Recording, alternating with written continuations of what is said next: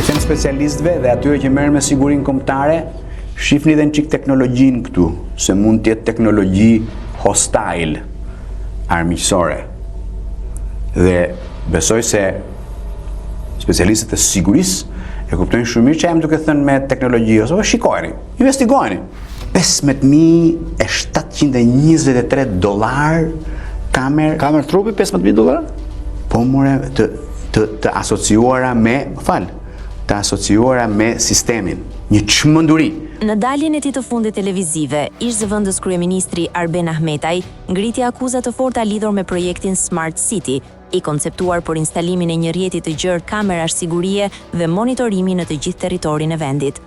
Sipas tij, kostoja fillestare e projektit, e parashikuar rreth $60 milion, është rritur në mënyrë të pashpjegueshme deri në $140 milion, ndërsa për këtë rritje ekziston edhe një bisedë e regjistruar që, sipas Ahmetajt, mund të jetë në posedim të SPAK-ut.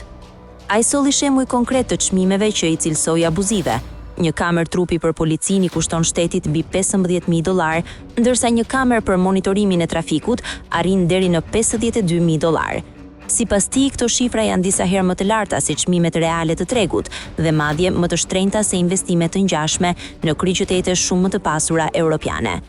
Ahmetaj theksoi se projekti është financuar përmes kredive nga Abu Dhabi me interes 4% dhe se fondet janë dhënë një kompanie pagar tenderuese.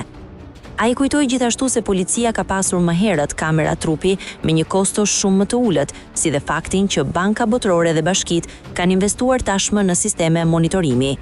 Sipas tij, dokumentet doganore tregojnë se në 10 vitet e fundit janë importuar rreth 1 milion pajisje sigurie me vlerë vetëm €50 milion, ndërsa tani po parashikohet blerja e një numri shumë më të vogël pajisjesh me kosto shumë fish më të lartë. Përtej kostove, Ahmetaj ngriti shqetësime serioze për sigurinë kombëtare, duke paralajmëruar se të dhënat personale të qytetarëve shqiptar nuk duhet të administrohen nga kompani jashtë vendeve të NATO-s, pasi ato përbëjnë infrastrukturë kritike dhe pasuri kombëtare.